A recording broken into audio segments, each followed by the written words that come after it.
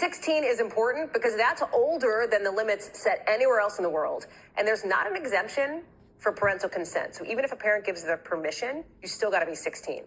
And Australia's like, we are going to enforce it. They are going to have checks to verify the ages of teens. It might include biometrics or official government ID. NBC's Janice Mackey-Frere has more. Hallie, if this becomes law in Australia, platforms like TikTok, Snapchat, Facebook, X, Instagram, they could all face tens of millions of dollars in fines if they're found to be allowing kids to have accounts. It's unprecedented, and a lot of countries will be watching the outcome, whether an imposed ban and this threat of huge penalties can actually create safer online spaces for kids. You'll recall that here in China, they cracked down on the online video game industry and put limits on the hours and time of day that kids under 16 can play. And they told companies here to make devices equipped with minors mode. But this ban goes so much further. The bill has wide political support in Australia. And if it becomes law, platforms have a year to figure out how to implement the age restriction. Why are they doing it?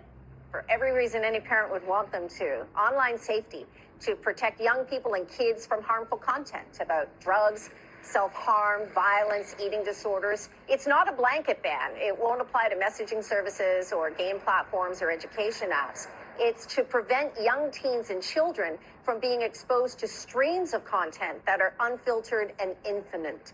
Now, some digital advocacy groups are arguing that a ban doesn't push companies to make their sites any safer, and in turn may encourage young people to seek out darker and less safe online spaces. But the communications minister in Australia who tabled the proposed law put it this way, that it's meant to set, quote, a new normative value in society, that accessing social media is not the defining feature of growing up. Hallie? Thanks, Sid.